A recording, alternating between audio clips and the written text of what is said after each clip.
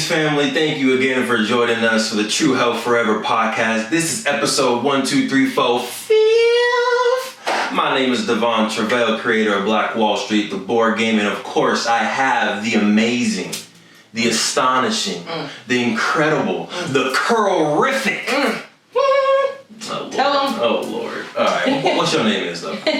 My name is Sinclair, a.k.a. the Health Nerd, here on this wonderful Sunday afternoon. And we're really, really excited to bring you some very, very good information today about diet. Yep. So again, this is the True Health Forever podcast where we talk about living or trying to live our best life through the lens of holistic health. We talk about diet today, economic wisdom. We talk about starting businesses, starting podcasts, whatever it is. So if this is the podcast for you, we hope you stick around. Today's episode, we're talking specifically about the diet, specifically about the energies that you are putting into your body to create the higher being, the higher self. So the two things we're going to talk about are what, Queen?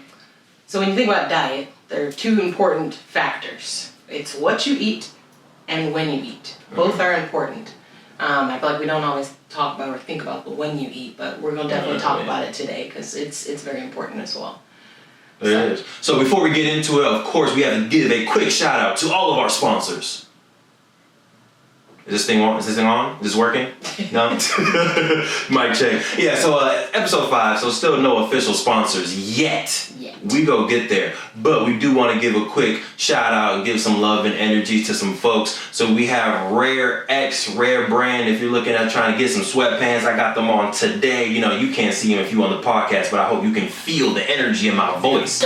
They're dope, all right? They got the Rare Dreams edition on here. We also have these Being Black is Dope t-shirts sponsored by Ashe out in Texas. We appreciate you for selling those out. So not official sponsors, but if you got some swag for us, if you got some books for us, and you want to just send them our way so we can give you a shout out, we will for sure accept those, okay? So now let's get into the show.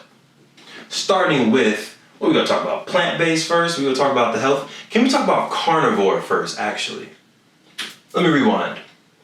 Let's talk about the standard American diet, and then let's go into some of these alternatives, okay? Yes. And we want to try to be as objective as possible. We obviously have our own visions and our own health, but we want to just give you all the information, and y'all can use this as a launch pad to do your own research later on. But the standard American diet is kind of a mix of everything. You know, you're eating your McDonald's, which is going to give you your carbs. It's going to give you your high fats. It's going to give you some lettuce if you want to count that as vegetables. You're going to go to your Wingstop. You got your home-cooked meals, your lasagna, your soul food, your chicken. You got your soda. You got your water. You got your milkshakes. So the standard American diet kind of just puts everything into it. In my head, the American diet, the standard American diet, we're not necessarily being intentional about what we're eating. It's more so, let me be quick, let me get in and out. Yes. Let me get in and out. Yes. That was an accident. But yeah, convenience, as you were saying. I feel like the American diet is all about convenience and convenience foods.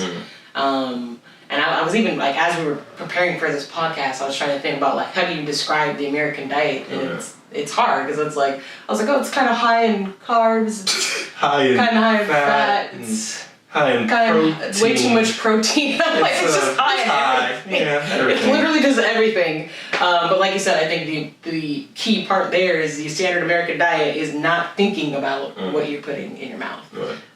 So I feel like that's like step number 1 to even just start being intentional. Yes. So what, I think 1 or 2 podcast episodes ago when we were talking about starting a health journey, we talked about just either starting a food journal or just being intentional about thinking about what you're putting in your mouth. That is the first step before you even try any of these diets, because the reason you can say, and one of the diets we're going to talk about today is like a carnivore diet, like you mentioned. We're going to say we're going to try the carnivore diet. But if you're not being mindful of, I'm eating this and I'm feeling this way, you're not going to know what's working for you and what's not. And you're not going to make the connection. I feel like every diet has a particular purpose and like kind of science behind it, which the Queen will probably talk about, break down a little bit later, but also do your own research. So if you have a specific carnivore diet, you should be living a certain lifestyle to make sure all those proteins are being used. Right. So we're kind of getting ahead of ourselves, but standard American diet is kind of not being intentional about what you're putting into your body, your vessel. So make sure whichever diet you choose moving forward that you are intentional with it. Yep. So Queen, which one would you like to start off with? I think I like to start off with the plant-based,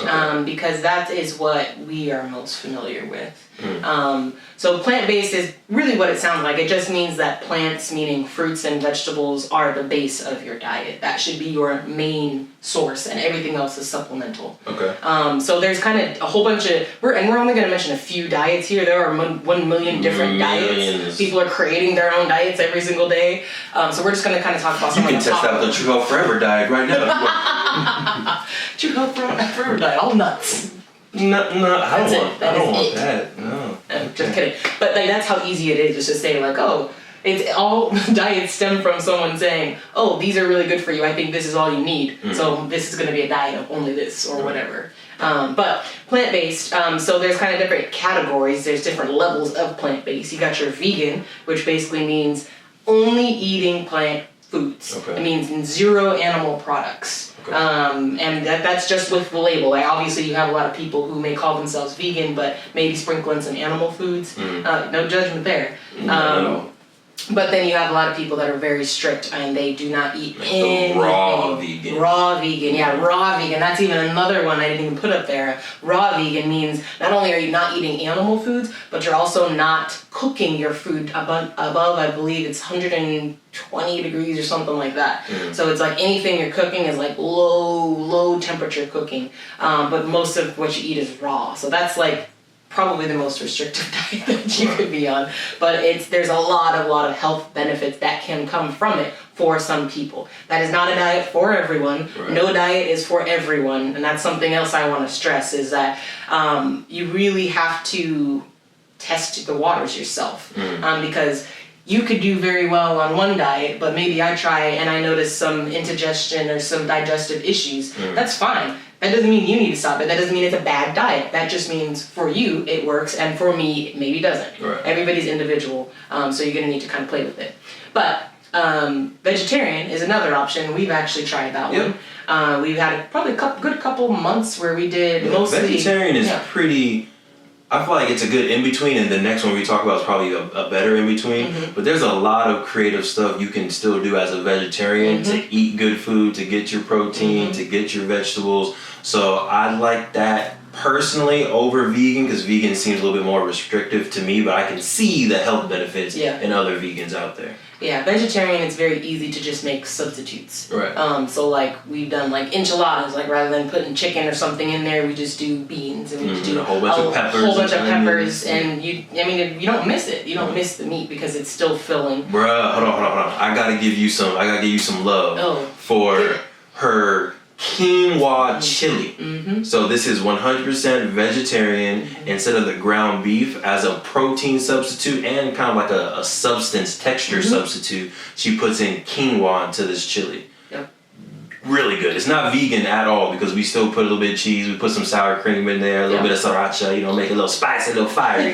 But it's a really good filling meal. It feels healthy to me. I'm getting my protein in there, and on a nice rainy day, even though those are rare in Cali, but and the three that we get. Yeah, the three that we get. Having that bowl of chili there, fire. Yeah. Okay. Pescetarian, my favorite diet so far. Because it allows you so much flexibility, especially if you have someone who can cook, or if you can cook a little bit. If you like fish and chips, boom, right there. We got fish tacos. We got seafood gumbo, which the queen made the other day, and it just warmed my soul. We got, what else is there? When you think about really anything you like to eat, you can find a replacement for it with a fish. Yeah. So like we do salmon, like we like burgers. Like we don't do burgers anymore. Like salmon burgers. We do salmon burgers. If you like pasta, instead of putting chicken in there, put some salmon, put some shrimp. And I think with the pescatarian diet, it does allow you a lot of freedom. But as with all of the diets, there's still like the pros and cons. So I think the cons with the pescatarian diet is the seafood does have a lot of mercury in it. So you do want to be mindful of how much you're consuming. So just because you're, calling yourself pescatarian or you're eating a pescatarian diet, it doesn't necessarily mean that you should be having a big plate of fish for breakfast, lunch, and dinner. Like, that's not going to be good. You really, again, it's plant-based, so you're just supplementing with the fish. But you really should be focusing on the fruits and vegetables in your diet. Right. And I like pescatarian because, kind of like you said, it gives you the flexibility. You can be vegetarian for breakfast. Right. You can be vegetarian for lunch. Yep. And then if you want to throw down on some cod, some halibut, some all-you-can-eat sushi, all that stuff, you can have that for dinner. Right. So it's like your calorie intake will probably go down.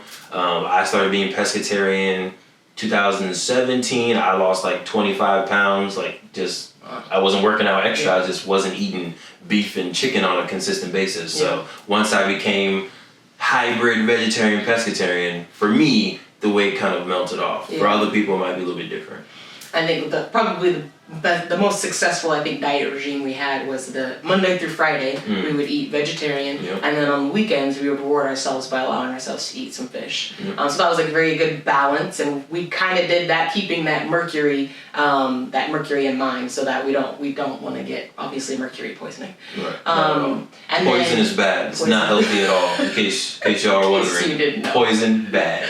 And then kind of one more thing I want to say about the vegetarian diet is that another thing you really just need to be careful of is that you're not just taking out the meat. That does not necessarily constitute a vegetarian diet. You have to supplement that with your fruits and vegetables, right? You can't eat cheese pizza every day and necessarily, I mean, you can call yourself a vegetarian, but that's not a healthy vegetarian diet at all. You should actually be eating your vegetables and fruits. That is going to get you the nutrients you need. Otherwise, you're still going to be missing the key parts of your diet that you actually need.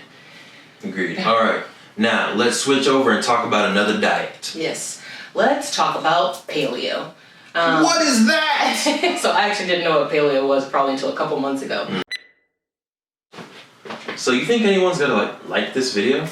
Yes. You think they might subscribe? I do. You do? Actually, I do. Well, she believes in you, so... They are. Right there. Oh, they're gonna do it? Mm-hmm. You're gonna subscribe? Mm-hmm. Go ahead, click the button, subscribe, like, tell your friends, tell your mama, tell your grandma, tell everyone who isn't even here yet. Just tell them. Appreciate it.